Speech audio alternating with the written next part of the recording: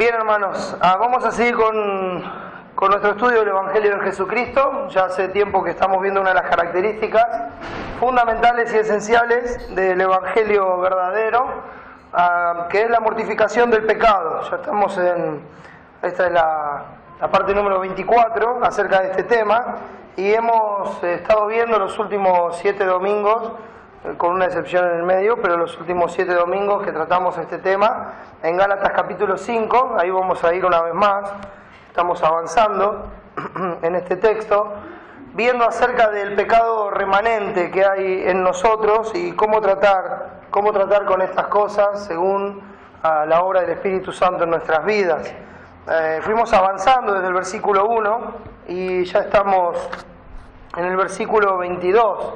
Pero en los últimos versículos que hemos estado viendo, pudimos observar cómo se manifiesta la carne en la vida de las personas y cómo se manifiesta también el Espíritu. Así como la carne se manifiesta por medio de obras, también el Espíritu Santo, la presencia del Espíritu Santo en nosotros, se manifiesta en nuestras vidas. Hemos visto eso en los versículos 19, 20 y 21, y hemos visto una lista que habla acerca de las obras de la carne, la cual el apóstol Pablo terminaba repitiendo algo que ya les había enseñado a los Gálatas en su visita cuando él estaba predicando el Evangelio y estableciendo la iglesia, diciéndole que los que practican tales cosas no heredarán el reino de Dios. Aquellas personas que tienen estas cosas como práctica en su vida, aquellas personas que pueden vivir de esa forma una y otra vez sin tener ninguna convicción de pecado, sin abandonarlo, sin dejarlo, dice, las personas que practican estas cosas no heredarán el reino de Dios.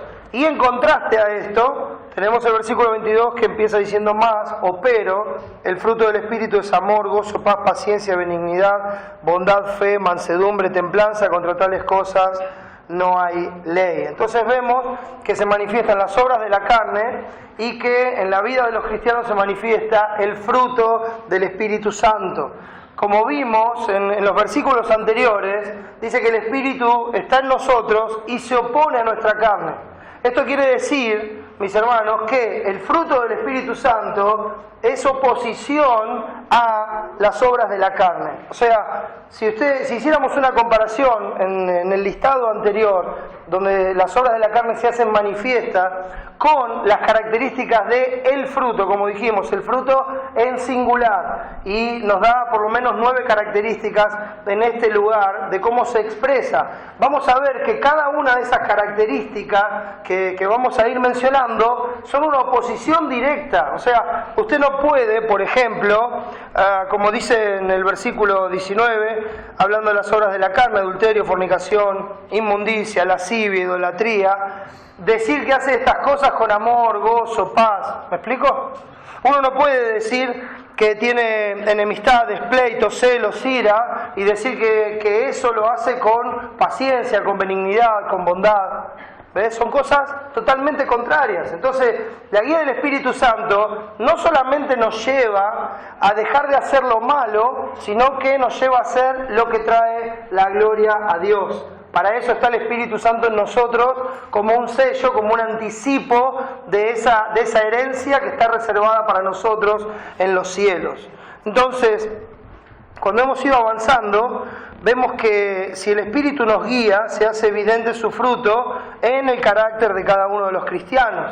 El amor de Dios derramado en nosotros por el Espíritu se ve cuando así hacemos todas las cosas. Recuerdan el texto de Corintios, ¿verdad? Todas vuestras cosas sean hechas con amor. Eso es como Pablo se estaba despidiendo ya en la primera epístola a los Corintios, en el capítulo 16, versículo 14, y entre las últimas cosas que le dice, los anima, todas vuestras cosas sean hechas con amor, que puedan encontrar en cada cosa que hacen la motivación del amor, pero un amor que nace desde el corazón y que se refleja en la acción que hago por el otro, ¿verdad? Y también hemos hablado del gozo, hemos visto el amor y el gozo hasta ahora en esta lista, y el gozo es manifiesto en el creyente cuando todo es tristeza y decepción alrededor.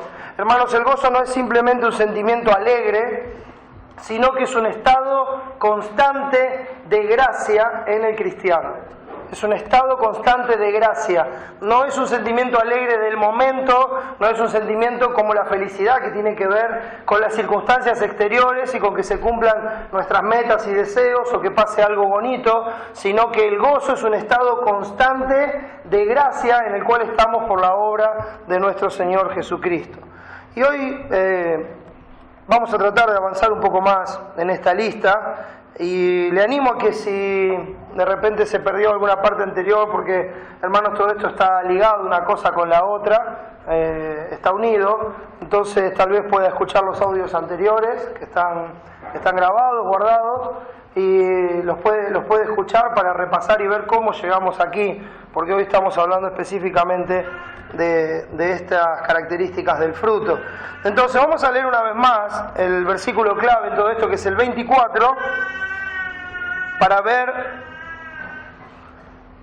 el tema que estamos estudiando aquí. Dice así, Gálatas 5:24: pero los que son de Cristo han crucificado la carne con sus pasiones y deseos. Vamos a orar y buscar la ayuda de nuestro Señor. Nuestro Padre que estás en los cielos, una vez más te damos muchas gracias por el amor y la misericordia que nos muestras cada día. Señor, estamos muy agradecidos por tu gracia derramada en cada uno de nosotros por medio de la obra de Cristo. Estamos agradecidos, Señor, de poder verte por la fe, de poder conocerte, de poder saber que eres nuestro Dios. Y no solamente eso, Padre, sino también de gozarnos de que moras en nosotros, de gozarnos de que nuestro nombre está escrito en los cielos y que de tu mano nadie nos puede arrebatar. Oh Padre, gracias por ese amor que has derramado en nosotros y que nos lleva a poder amarte a ti y también a nuestro prójimo, a nuestros hermanos, y de esa forma darte la gloria. Te ruego, mi Señor, que nos enseñes en este tiempo. Tú eres el único maestro, eres el único que puede llevar las palabras más allá de los oídos y del intelecto, hasta el corazón, para mostrarnos nuestro pecado y para mostrarnos la compasión de Cristo, el perdón que hay en su nombre de nuestros pecados y la gracia suficiente para vivir como a ti te agrada. Bendice este tiempo, Señor. Ayúdame a ser fiel al texto. Ayúdame, Señor, a honrarte con lo que diga, que no sean mis palabras, Padre. Te lo pido en el nombre de Jesús. Amén. Muy bien. ¿Qué podemos decir, hermanos, del fruto del Espíritu Santo? El fruto del Espíritu Santo es la manifestación en nuestro carácter y acciones de la presencia y guía del Espíritu Santo en nosotros. Por la libertad de la gracia recibida por la obra de Jesucristo. O sea, esto es algo que solamente ocurre, como hemos visto a lo largo de este texto, solamente por esa libertad de gracia recibida por la obra de Jesucristo, librándonos, valga la redundancia, de la potestad del pecado, la muerte y Satanás, libres de estos enemigos, sueltos de sus temores. ¿Recuerdan aquellos que por temor a la muerte estaban sujetos a él, como dice Hebreos 2? Sueltos de sus temores, sueltos de su dominio, vivimos como Cristo vivió y con gozo damos la gloria al Padre en toda situación que nos toca vivir. Eso podría ser una definición de la manifestación del fruto del Espíritu Santo. El fruto del Espíritu Santo es algo que se lleva a la práctica.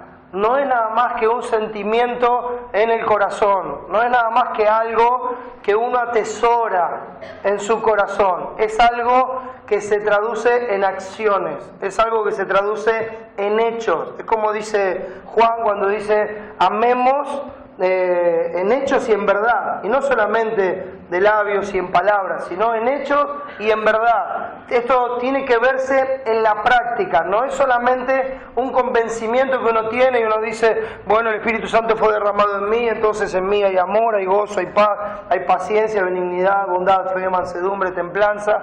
Dice, todo eso está en mí. Bueno, es cierto, el Espíritu Santo está en nosotros, el Espíritu Santo tiene todos estos dones y los ha puesto en nosotros, y Él nos puede guiar para que estos dones se manifiesten en nosotros, como se manifiestan también las obras de la carne en aquellos que no son guiados por el Espíritu Santo.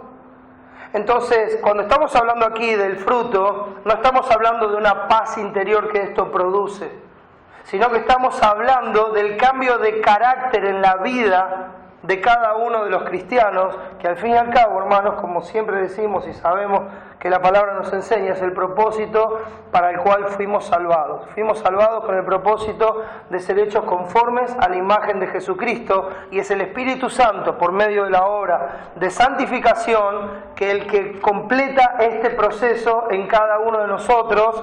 Y entonces, ¿a qué vamos a llegar? A vivir como Cristo vivió, a tener el carácter que Cristo tuvo, hasta que todos lleguemos a la estatura de la plenitud de Cristo, como dice Efesios capítulo 4, versículo 13. Entonces, hermanos, pensando en estas cosas y habiendo ya visto el pecado, habiendo visto, las primeras dos características, el amor y el gozo, no tenemos que olvidarnos cuál es el significado de hacer morir el pecado. Hemos visto cómo lo malo tiene que salir, pero a la vez tiene que ser reemplazado por lo bueno.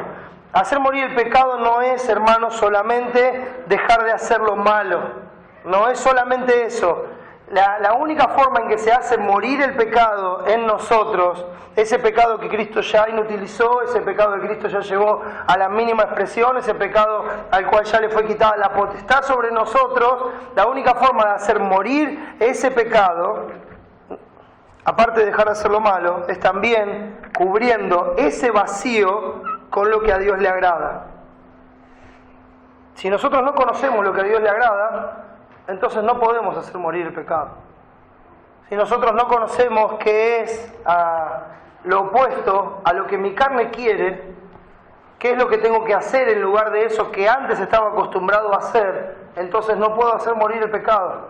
Puede ser que en una oportunidad deje de hacer eso porque es malo, pero dejo el hueco. Y cuando dejo el hueco, ¿vuelve eso malo o lo ocupa otra cosa? Y a veces lo ocupa nuestro propio orgullo. Bueno, no, yo ya no hago esto, yo ya no soy así como era antes, vean todos el ejemplo que soy. Eso está ocupando el lugar vacío, el orgullo. ¿Me explico? Entonces, cuando sale el pecado de nuestras vidas, ese lugar lo tiene que ocupar el carácter de Cristo.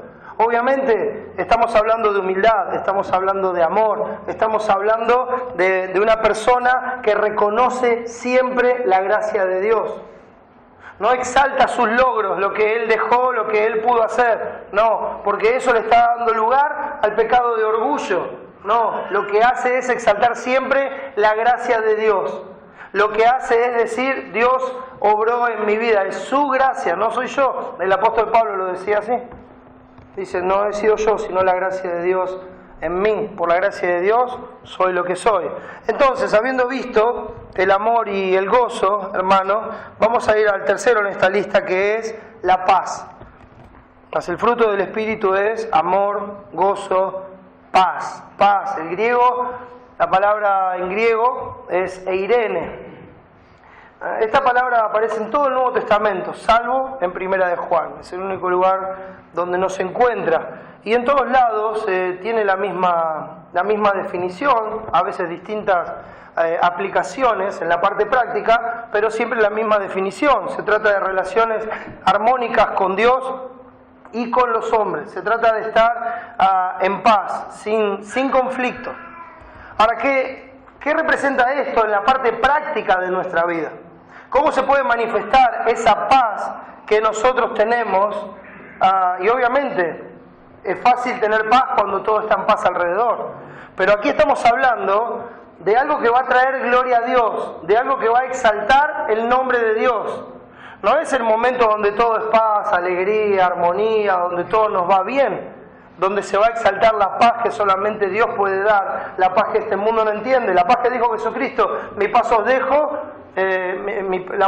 mi paz os doy, yo no la doy como el mundo la da, no se turbe vuestro corazón ni tenga miedo. Entonces, ¿Cómo se manifiesta esa paz? Bueno, cuando todo es guerra alrededor, cuando la provocación es constante, cuando los ataques son continuos, cuando todo está revuelto a nuestro alrededor. O sea, estamos hablando de los momentos difíciles, de los momentos conflictivos, cuando se presentan las ocasiones de pleitos, de enemistades, como estábamos viendo recién en la lista de las obras de la carne.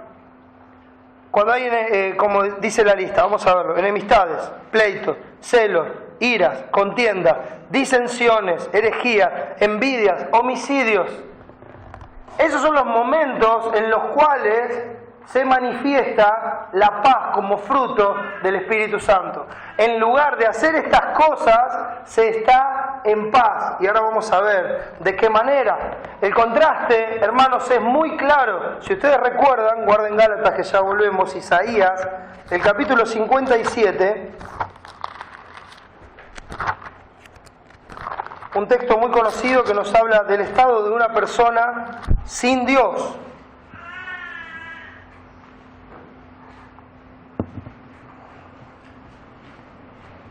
Isaías 57, el versículo 20 y el 21, dice así: pero los impíos son como el mar en tempestad, que no puede estarse quieto y sus aguas arrojan cieno y lodo.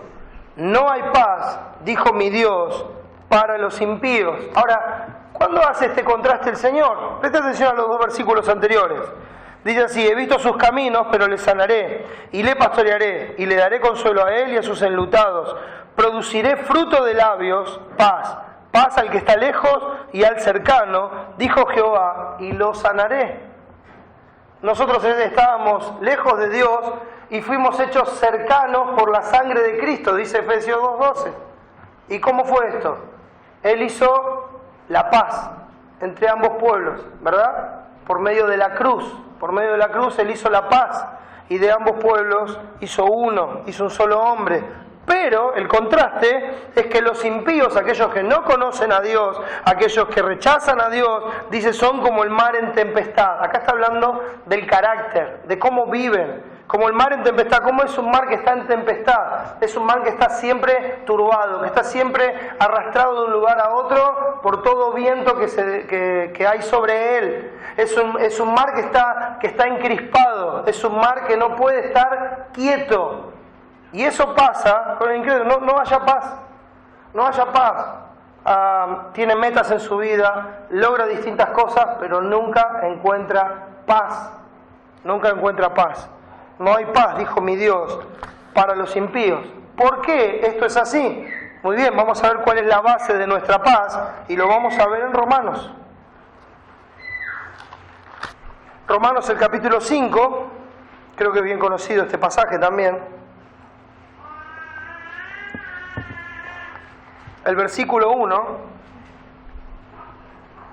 nos muestra la razón. Después de haber dicho en los versículos anteriores, hablando de la justicia de Cristo, dice el versículo 23 del capítulo 4, y no solamente con respecto a Él se escribió que le fue contada, sino también con respecto a nosotros, a quienes ha de ser contada. Esto es, a los que creemos en el que levantó de los muertos a Jesús, Señor nuestro, el cual fue entregado por nuestras transgresiones y resucitado para nuestra justificación. Y esto se traduce en lo que dice el versículo 5. Justificados, pues, por la fe, tenemos paz para con Dios por medio de nuestro Señor Jesucristo. Se exalta la obra de Cristo, se exalta la obra de reconciliación, como por medio del sacrificio de Cristo Él fue entregado, decía el versículo 25 del capítulo 4, por nuestras transgresiones. Él murió por nuestro pecado en la cruz del Calvario, quitó el pecado de en medio una vez y para siempre, y eso hizo posible por medio de la justicia de Cristo y por medio de la muerte de Cristo bajo la ira del Padre, recibiendo el castigo de nuestra paz, como dice Isaías 53, Él recibió el castigo que era necesario para que nosotros hagamos la paz con Dios. ¿Y cómo quedó eso mostrado? Con la resurrección de Cristo. Su resurrección es la exaltación de su justicia, de su vida perfecta. Él está hoy sentado a la diestra del Padre. Y por esa justicia, así como Cristo fue imputado con nuestros pecados en la cruz, hoy nosotros somos imputados por la justicia de Cristo. Por medio de su resurrección, la exaltación de su justicia, nosotros somos hechos justos. Y el beneficio de eso, hermanos, es que ahora, por esa justicia de Cristo, estamos en paz con Dios. Estamos en una relación armónica con Dios. Estamos en una relación de amistad con Dios, que antes no teníamos, dice la palabra, éramos enemigos y que fuimos reconciliados por Cristo. De eso se trata, nos puso en paz con Dios. Hechos capítulo 10 habla del Evangelio de Jesucristo como el Evangelio de la paz.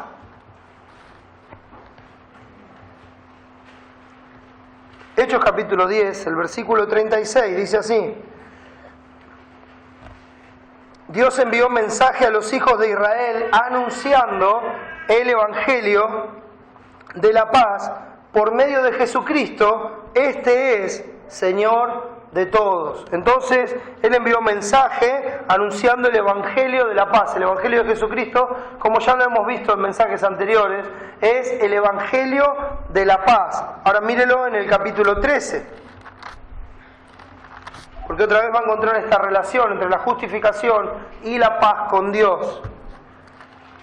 Hechos capítulo 13, versículo 38, y hablando de Jesucristo, aquel a quien Dios levantó, que no vio corrupción, dice el versículo 38, sabed, pues, esto, varones hermanos, que por medio de Él, o sea, por medio de Jesucristo, se os anuncia perdón de pecados, y que de todo aquello que por la ley de Moisés no pudisteis ser justificados, en Él es justificado todo aquel que cree. Entonces, ese perdón de pecados, esa justificación, ese pecado que estaba en el medio, que fue quitado por la obra de Cristo, nos reconcilió con Dios, nos puso en paz con Dios, en una relación armónica con Dios que antes no teníamos. La seguridad, aunque todo sea conflicto alrededor, esa es la paz que Dios nos dio. Es una paz que no depende del estado de situación de este mundo. Es una paz que nosotros podemos tener de que Dios está en control de todo, porque ahora conocemos a Dios. Sabemos que Él es soberano, sabemos que su palabra dice que nada pasa sin que Él lo permita. ¿Sucederá algo en la ciudad que el Señor no permitió? Claro que no. Dios tiene un propósito para cada cosa. Entonces hoy nosotros podemos estar en paz a pesar de que este mundo no está en paz. Hermanos, si nosotros tuviéramos que vivir por lo que se ve en los noticieros hoy día, pero creo que ninguno de nosotros tendría que salir de casa. Creo que nos cerraríamos en casa, soldaríamos unas chapas en la ventana, trataríamos de poner toda la comida que podamos adentro y nos quedaríamos ahí hasta que se acabe y después tal vez veríamos el sol de nuevo. Pero lo que se ve constantemente en los anuncios, en todos lados, conflicto, conflicto, conflicto, conflicto. Conflicto que hace temer a más de uno. Hay gente que no está calma. Hay gente que está caminando por la vida y está asustada porque no llega esto, porque no llega lo otro, porque lo van a echar del trabajo, porque el cambio de gobierno, porque esto, porque aquello, bla, bla, bla, bla. Y así, no pueden estarse quietos, son como el mar en tempestad. No pueden tener paz. Siempre asustados del futuro, de lo que va a pasar. No es así, hermanos, para aquellos que conocemos al Señor y que confiamos en Él y que estamos en una relación armónica con Él, que sabemos que Él es nuestro Padre y que Él nada hace faltar a los que le temen, que Él es el que nos cuida, que Él es el que nos provee, que Él está más allá de la economía y de los gobiernos que Él mismo establece. Eso a nosotros nos da paz cuando todo es conflicto alrededor. No hay nada más terrible, hermanos, que cuando hay una conversación de política salga un cristiano y empieza a despotricar contra este gobernante, contra el otro, y empieza a hablar mal de uno, mal del otro, y sumergiéndose en el conflicto, ¿verdad? Cuando en realidad las Escrituras nos mandan a orar por los gobernantes. ¿Por qué? Porque tenemos paz, porque sabemos que Dios es el que escogió a los gobernantes, que Él es el que pone las autoridades. Entonces tenemos paz, estamos confiando en nuestro Señor. Hermanos, mire lo que dice el Salmo 46. Un tiempo bien difícil para el salmista. Y lo expresa de una forma muy particular.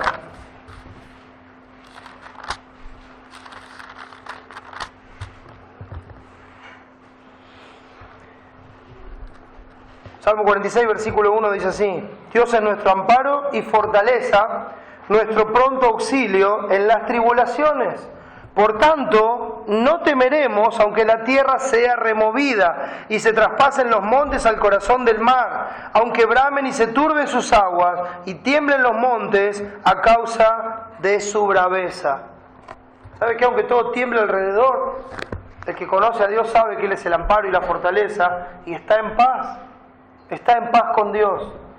Como ese himno que cantamos a veces que dice: estoy bien con mi Dios. Había pasado un momento muy difícil, este hombre había perdido a toda su familia. Y está ahí frente al mar, que es donde él había perdido su familia, y él piensa, lo importante acá, en medio de todo esto, es que estoy bien con mi Dios. Eso es lo que me da paz, eso es lo que me da esperanza, eso es lo que me hace estar tranquilo en medio de esta situación.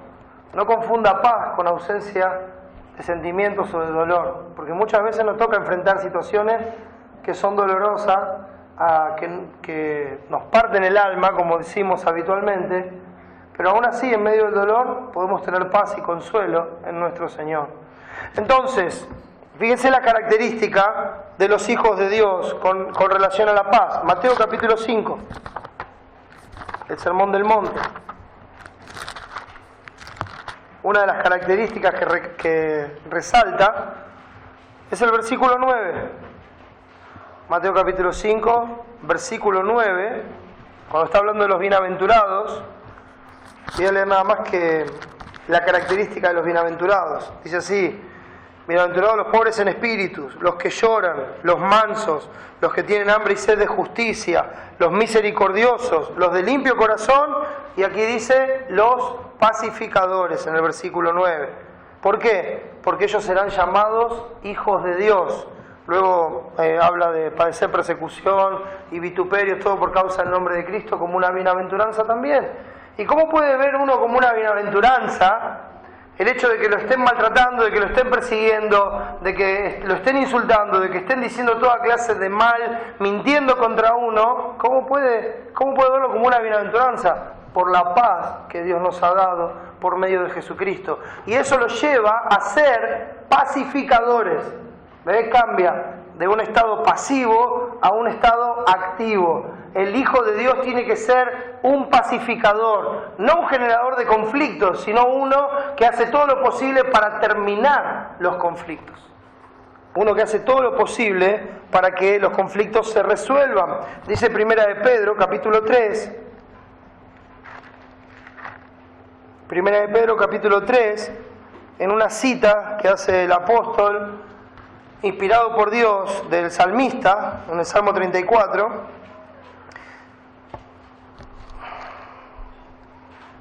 dice el versículo 10, 1 de Pedro 3:10: porque el que quiera amar la vida y ver días buenos, refrene su lengua del mal y sus labios no hablen engaños.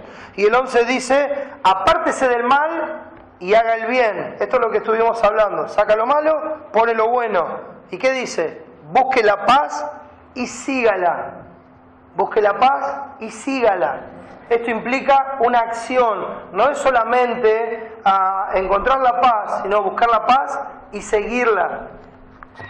Es activo, es un pacificador. En Santiago, hay unas hojas nada más, el capítulo 3 nos muestra la conducta pacífica que tienen los hijos de Dios.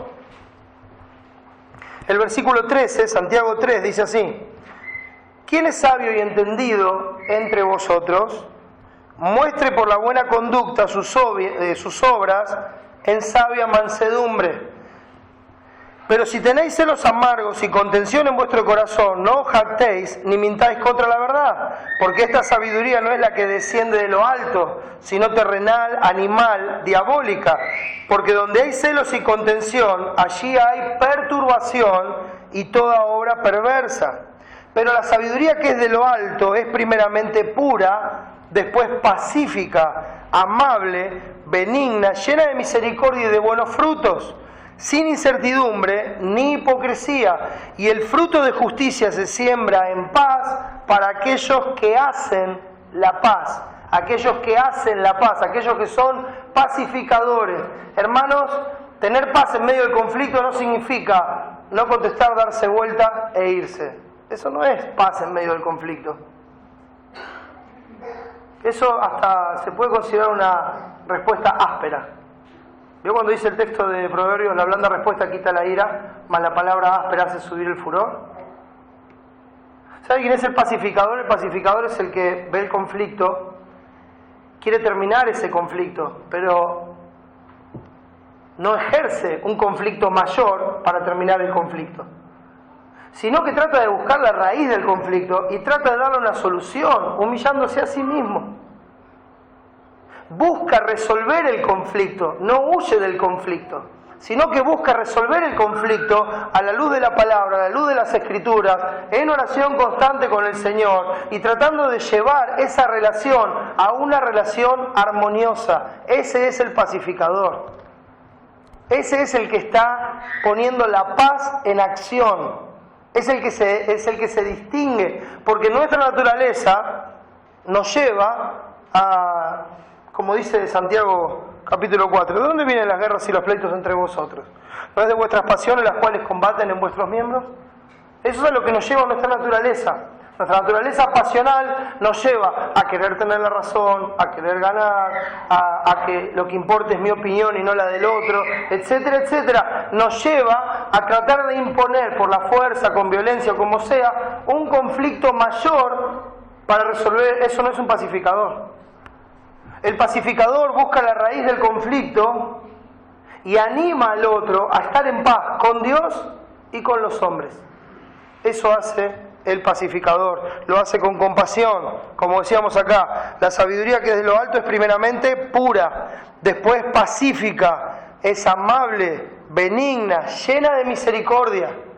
Esas son las características de esa persona que está buscando hacer la paz en medio de un conflicto. Lo hace con misericordia, lo hace con benignidad, con amabilidad, llena de buenos frutos. Lo hace sin incertidumbre, o sea, con seguridad en Dios. Lo hace sin hipocresía, no para quedar bien, sino ¿por qué? Porque si sale de ese conflicto y se queda así, no puede estar. No puede estar, no puede estar. Está en otro lado, se fue, pero no puede estar bien de ninguna manera, porque le afecta en su relación. Porque uno sabe que cuando no está bien con los demás, no puede estar bien con Dios. Dice Romanos 12, en cuanto dependa de vosotros, estad en paz con todos los hombres.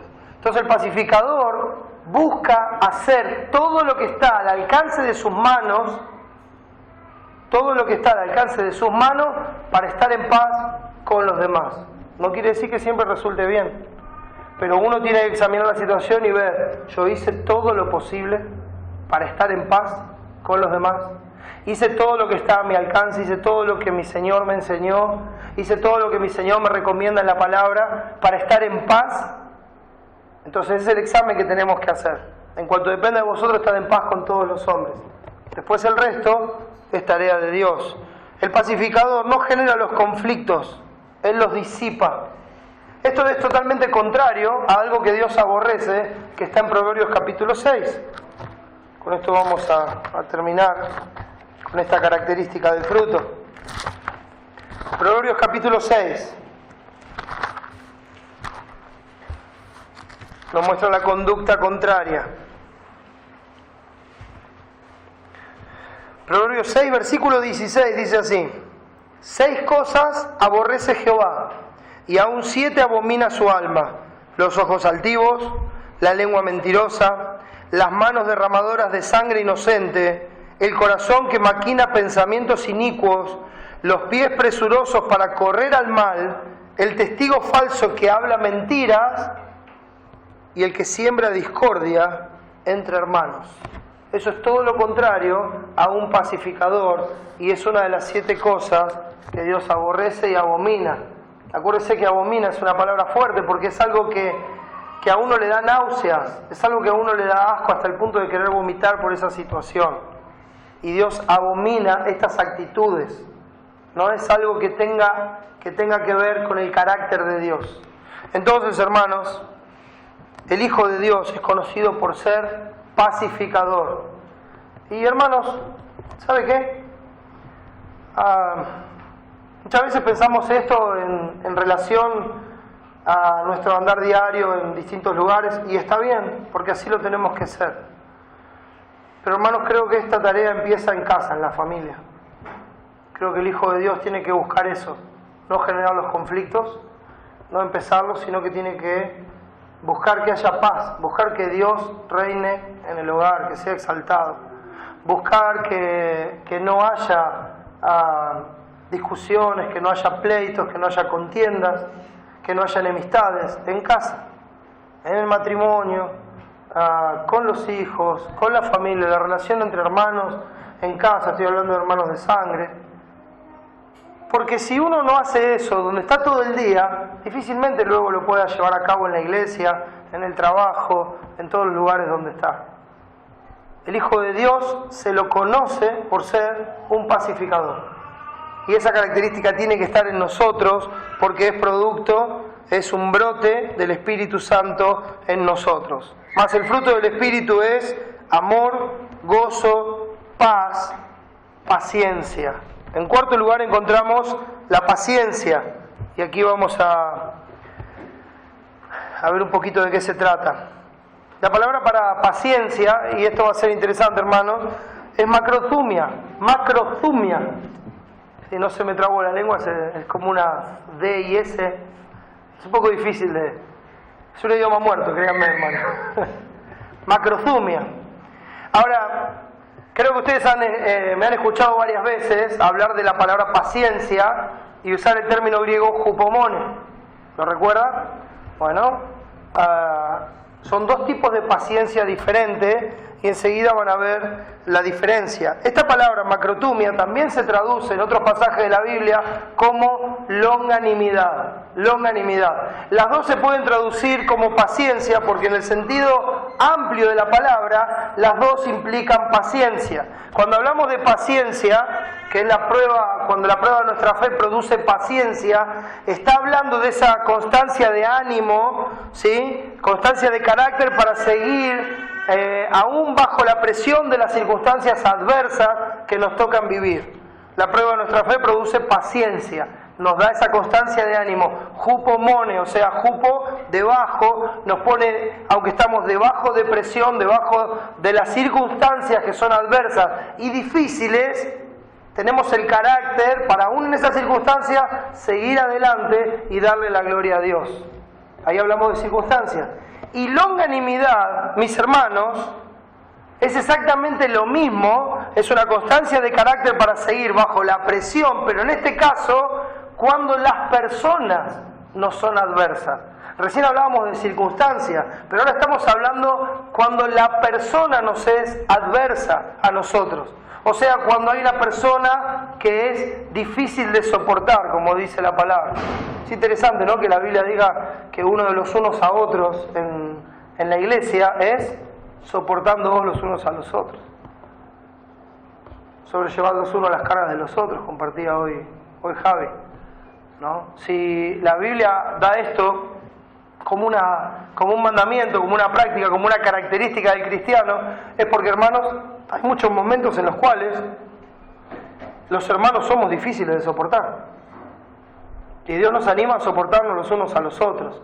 La palabra longanimidad tiene que ver con esa relación con las personas y seguir adelante haciendo la voluntad de Dios y hacer lo que a Dios honra y glorifica a pesar de que el otro sea insoportable.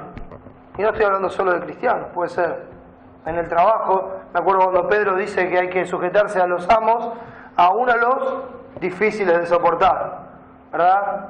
Cuando dice honren a todos, honren al rey, teman a Dios, dice, bueno, a veces los gobernantes son difíciles de soportar, pero eso no influye en el carácter del Hijo de Dios, porque el carácter del Hijo de Dios es un reflejo del carácter de Cristo. Es un carácter que está lleno de amor, está lleno de gozo, lleno de paz, y que cuando las personas le son adversas, sigue haciendo lo que tiene que hacer, porque Dios es digno. Un pasaje que nos muestra esta diferencia entre las dos palabras está en Romanos, capítulo 2. Aquí hablando en referencia a Dios, dice así, Romanos capítulo 2, versículo 4. ¿O menosprecias las riquezas de su benignidad, paciencia y longanimidad? ¿Ves? Están las dos palabras juntas. Y uno los podría traducir como sinónimos. Si acá dijera la riqueza de su benignidad, paciencia y paciencia, estaría bien. Pero bueno, la riqueza de nuestro idioma también le da otra palabra más específica. Entonces dice, la riqueza de su benignidad, paciencia y longanimidad, ignorando que su benignidad te guía al arrepentimiento.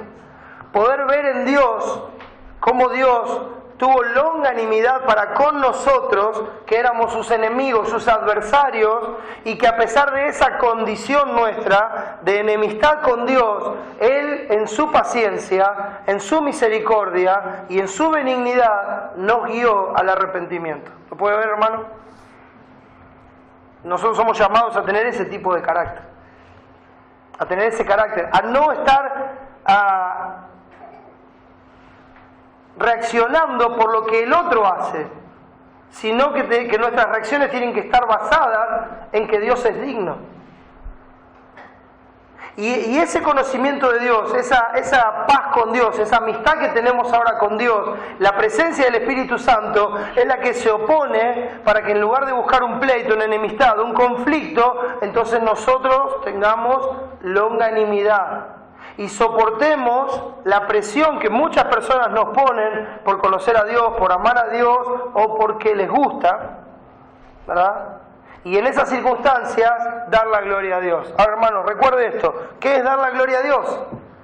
Dar la gloria a Dios no es nada más que por ahí alguien me está insultando y yo digo, gloria a Dios, gloria a Dios. ¿Cómo doy la gloria a Dios en ese momento, hermano? Porque a veces nos ponemos muy místicos, ¿no?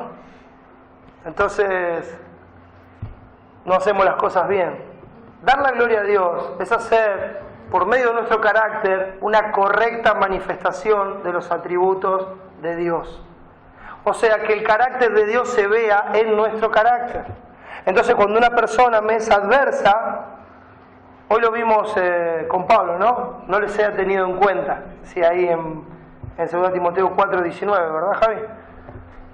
No les haya tenido en cuenta. ¿Recuerdan quién más dijo eso? Esteban, cuando lo apedrearon. Señor, no les tomes en cuenta este pecado. Lo estaban matando, mis hermanos. Lo estaban apedreando. Ese es el carácter de Cristo. ¿Cómo sabemos? Porque Cristo estaba en la cruz, a punto de morir, y dijo, Padre, perdónalos porque no saben lo que hacen. Ese es el carácter de Cristo. Es el carácter que tiene que estar en nosotros. Ese mismo carácter de Cristo que se vio reflejado en la vida de Esteban por la obra del Espíritu Santo, que se vio reflejado en la vida del apóstol Pablo. Ese Espíritu Santo es el mismo que mora en cada uno de nosotros. Hermanos, todos tenemos el mismo Espíritu Santo. El mío no es más santo que el suyo, el mío no es mejor que el suyo. Es el mismo Espíritu Santo, porque hay un solo Dios y Él es el que mora en nosotros.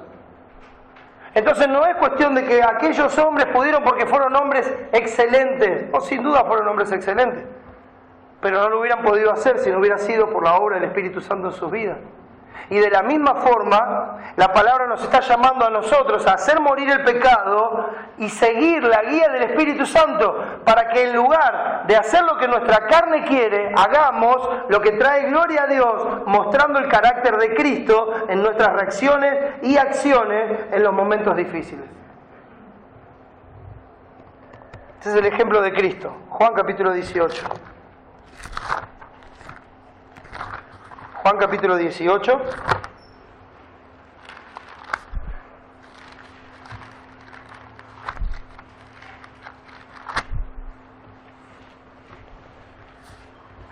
Ustedes conocen la historia ahí en el huerto de Getsemaní. Dice el versículo 4, pero Jesús, sabiendo todas las cosas que le habían de sobrevenir, se adelantó y les dijo, ¿a quién buscáis? Venían a apresarlo. Le respondieron, a Jesús Nazareno. Jesús les dijo, yo soy. Y estaba también con ellos Judas, el que le entregaba. Cuando les dijo, yo soy, retrocedieron y cayeron a tierra. Volvió, pues, a preguntarles, ¿a quién buscáis? Y ellos dijeron, a Jesús Nazareno. Respondió Jesús, os he dicho que yo soy. Pues si me buscáis a mí, dejad ir a estos, para que se cumpliese aquello que había dicho, de los que me diste, no perdí ninguno. Entonces Simón Pedro, que tenía una espada, la desenvainó e hirió al siervo del sumo sacerdote y le cortó la oreja derecha, y el siervo se llamaba Malco. Jesús entonces dijo a Pedro, mete tu espada en la vaina, la copa que el Padre me ha dado, ¿no la he de beber? Aquí se puede ver la comparación de las reacciones. Sin lugar a dudas, cuando vemos en Mateo 26 este mismo pasaje, nos da un poco más de luz en lo que ocurrió. Mateo 26, versículo 52, dice así: entonces Jesús le dijo: vuelve tu espada a tu lugar, porque todos los que tomen espada, a espada perecerán. ¿Acaso piensas que no puedo ahora orar a mi Padre y que Él no me daría más de 12 legiones de ángeles? Ahora fíjese cuál es la preocupación de Cristo, o la ocupación de Cristo, mejor dicho. Versículo 54. Pero, ¿cómo entonces se cumplirían las Escrituras de que es necesario que así se haga? Nosotros conocemos la historia. No solamente eso, sino que le sanó la oreja a Malco. Le sanó la oreja a Malco, le enseñó a Pedro. Pedro reaccionó como nosotros hubiéramos querido reaccionar. Esa es la reacción natural en nosotros. Sacó la espada, dijo: no te lo vas a llevar, le cortó la oreja, y el Señor lo para y le dice: espera, esto está ocurriendo para la gloria de Dios. Esto es necesario que se haga así. Entonces le sana la oreja y le dice: guarda la espada. Pedro, ¿no me conoces? ¿No crees que podría pedir a mi Padre 12 legiones de ángeles y que termine con esta situación y que Él no lo haría? Claro que sí, lo podría hacer. Pero sin embargo, en su longanimidad, en su clemencia, Él siguió adelante, porque lo que iba a dar gloria a Dios es la obra que Él iba a hacer en la cruz del Calvario. Primera de Timoteo, capítulo 1, versículo 12, dice así: doy gracias al que me fortaleció, a Cristo Jesús nuestro Señor, porque me tuvo por fiel poniéndome en el ministerio. Habiendo yo antes sido blasfemo, perseguidor e injuriador, mas fui recibido a misericordia porque lo hice por ignorancia, en incredulidad. Pero la gracia de nuestro Señor fue más abundante con la fe y el amor que es en Cristo Jesús. Palabra fiel y digna de ser recibida por todos, que Cristo Jesús vino al mundo para salvar a los pecadores, de los cuales yo soy el primero. Pero por esto fui recibido a misericordia, para que Jesucristo mostrase en mí, el primero, toda su clemencia, para ejemplo de los que habían de creer en Él para vida eterna. Aquí la palabra para clemencia es macrozumia, es longanimidad. Dios mostró con Saulo de Tarso toda su longanimidad. Saulo no solamente era un hombre enemigo de Dios, sino que era un hombre perseguidor, injuriador, asesino. ¿Y cuántos cristianos tal vez en esa época habrán orado y habrán dicho: Señor, matalo a Saulo porque nos causa muchas molestias? ¿Y cuántos otros habrán orado por su conversión? Pero la realidad es que Dios, en su longanimidad, a su tiempo se apareció a Saulo, lo salvó, y lo conocemos como Pablo. ¿Por qué? Por la clemencia del Señor, por la longanimidad del Señor, la misma que mostró para nosotros. Cuando las personas, hermanos, no son lo que esperamos, Dios aún sigue siendo digno. Dios sigue siendo digno. Por eso, hermanos, fíjense lo que dice el Salmo 42, por favor. Salmo 42, antes de hablar de la vestimenta. Mire el pensamiento del salmista. El versículo 5 dice así: ¿por qué te abates, oh alma mía, y te turbas dentro de mí? Espera en Dios, porque aún he de alabarle, salvación mía y Dios mío. Dios mío, mi alma está abatida en mí. Me acordaré, por tanto, de ti desde la tierra del Jordán y de los hermonitas, desde el monte de Mizar. Un abismo llama a otro a la voz de tus cascadas. Todas tus ondas y tus olas han pasado sobre mí, pero de día mandará Jehová su misericordia y de noche su cántico será conmigo, y mi oración al Dios de mi vida. Diré a Dios: roca mía, ¿por qué te has olvidado de mí? ¿Por qué andaré yo enlutado por la opresión del enemigo? Como quien hiere mis huesos, mis enemigos me afrentan, diciéndome cada día: ¿dónde está tu Dios? Y el salmista dice otra vez: ¿por qué te abates, oh alma mía? ¿Y por qué te turbas dentro de mí? Espera en Dios, porque aún he de alabarle, salvación mía y Dios mío. ¿Sabe lo que está diciendo el salmista? Le está diciendo a su alma: no te dejes llevar por las circunstancias.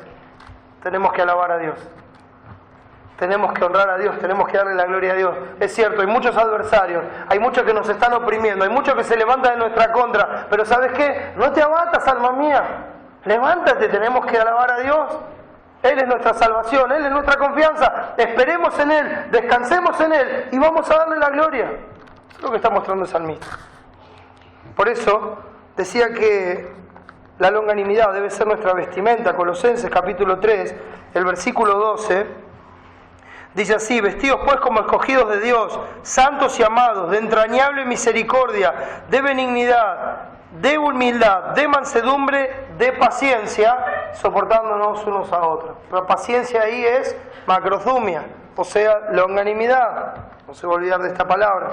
Debe ser nuestro carácter. 2 de Timoteo 4. Mire qué precioso lugar para encontrar esta palabra. Estamos estudiando 2 de Timoteo y sabemos que es una carta de exhortación y ánimo en medio de un momento muy adverso para Timoteo, en medio de un momento donde se levantan hombres perversos, enemigos de la cruz de Cristo, que están haciendo la contra, que están causando molestias y dolor.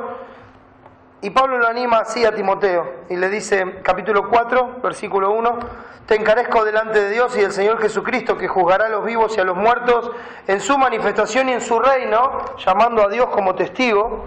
Le dice que prediques la palabra, que instes a tiempo y fuera de tiempo, redarguye, reprende, exhorta. ¿Cómo? Con toda paciencia y doctrina. ¿Sabe cuál es la palabra para paciencia? Longanimidad. Aunque sean los hombres adversos, aunque se levanten, aunque te luchen, sigue delante de Dios. Te encargo que sigas predicando, que sigas convenciendo de pecado con la palabra, que sigas reprendiendo, que sigas exhortando con toda paciencia. Sopórtalos y sigue adelante para darle la gloria a Dios. No te calles, a tiempo y fuera de tiempo. Sigue predicando la palabra, sigue exhortando, sigue animando. Hazlo con la doctrina, pero una parte fundamental de esa tarea, hermanos, es con longanimidad. No van a ser las cosas fáciles para todos los que quieran vivir piadosamente en Cristo Jesús. Por eso, hermanos, el amor, el gozo, la paz, la paciencia debe mostrarse en la entrega del Evangelio, en cumplir la tarea que Dios nos ha dado cuando dijo: id por todo el mundo y predicad el Evangelio a toda criatura. Cuando vayamos a llevar el nombre de Cristo, cuando hablemos con nuestro vecino, con nuestro compañero de trabajo, con quien sea, que el Señor nos dé oportunidad y que esté adelante nuestro, aunque se opongan, aunque se burlen, aunque pase lo que pase, hey, ten paciencia, no te enojes. Muestra la longanimidad de Cristo y sigue hablándoles con amor, sigue hablándoles con la palabra, por si quizás Dios les conceda que se arrepientan y escapen del lazo del diablo en el que están sujetos a voluntad de Él. No te canses de hacer el bien, porque en su tiempo segaremos si no desmayamos. Sigamos dando el Evangelio, porque así como el Evangelio fue poder de Dios para salvación, cuando nosotros creímos, así el Evangelio es el poder de Dios para salvación a todo aquel que cree. Y uno lo mira y dice: ¿qué va a creer este? Mirá cómo se burla, mirá cómo vive, mirá que es imposible. No, que es imposible para los hombres, es posible para Dios. Démosle el Evangelio, porque si cree, Dios le va a salvar. Es el poder de Dios para salvación a todo aquel que cree.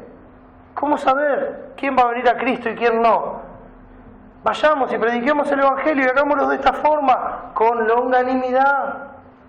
Aunque haya adversidad, entreguemos el mensaje. En todo momento, en todo tiempo, no nos cansemos de hablar de nuestro Señor Jesucristo, no nos cansemos de hablar de su obra en la cruz del Calvario, no nos cansemos de hablar de cómo Él llevó el pecado de su pueblo y murió bajo la ira del Padre, llevando nuestro castigo sobre Él en la cruz del Calvario. No nos cansemos de hablar de cómo fue puesto en la tumba y estuvo allí durante 3 días, dejando atrás la vida vieja de pecado. No nos cansemos de hablar de cómo Él se levantó de los muertos y resucitó en gloria y hoy está sentado a la diestra del Padre para salvar perpetuamente a todos los que por medio de Él se acercan a Dios. No nos cansemos de compartir el Evangelio de la paz de nuestro Señor Jesucristo y confiemos en que Dios es poderoso para salvar, en que Dios puede salvar aún al más vil de los pecadores, como decía Pablo. Tuvo clemencia y me salvó a mí, el más vil de los pecadores, para ser ejemplo de esa clemencia. No nos cansemos de anunciar la obra de salvación de Cristo. En todo tiempo, en todo lugar y a toda persona, aún en la oposición, aún en la adversidad. Seguir adelante, hermano. Eso es la longanimidad que el Espíritu Santo muestra cuando está en nosotros. Clemencia y compasión son los envoltorios del Evangelio que predicamos, hermano. Nosotros no venimos a predicar juicio. Claro que hablamos del juicio, pero ¿por qué hablamos del juicio? Porque anunciamos el año de la buena voluntad del Señor. Hablamos de juicio para que todos sepan la verdad, pero lo hacemos para que crean y vengan a Cristo a buscar la salvación de su alma. No nos cansemos, hermano. Clemencia y compasión son los envoltorios del Evangelio. Bueno, hermanos, hemos avanzado ya hasta la cuarta característica de estos frutos. Hermanos, terminemos leyendo el texto en Gálatas.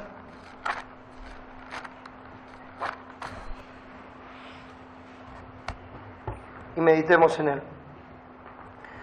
5:22. Mas el fruto del Espíritu es amor, gozo, paz, paciencia, benignidad, bondad, fe, mansedumbre, templanza. Contra tales cosas no hay ley. Mostremos a Cristo en nuestra vida. Vamos a orar. Padre, gracias por Jesús. Gracias por esa obra tan grande. Gracias por el ejemplo de su vida. Tú nos has llamado a ser imitadores tuyos, como hijos amados. Nos has llamado a andar en amor, como Él nos amó y se entregó por nosotros. Oh Padre, que podamos deleitarnos cada día en esta verdad, que podamos gozarnos en esa obra de compasión y de misericordia que Cristo hizo por nosotros. Que sea Él, siempre y solamente Él, nuestra motivación para seguir adelante. Que tu Espíritu Santo nos guíe a darte la gloria en los momentos más difíciles de nuestra vida, a ser pacificadores, a vivir con longanimidad y mostrar tu carácter en nosotros, Señor. Gracias, Padre, por todo. Mi Señor, tú ves los corazones y sabes quién te conoce y quién no en este lugar. Solo tú sabes quién es tuyo. Te ruego, Señor, que tengas misericordia y que salves a los que no te conocen. Que tu Espíritu Santo les convenza de pecado, de justicia y de juicio y que los traiga a ti para ser tus hijos para siempre. Gracias, Padre, por este privilegio de conocerte. Ayúdanos a vivir para ti, en el nombre de Jesús y para su gloria. Amén.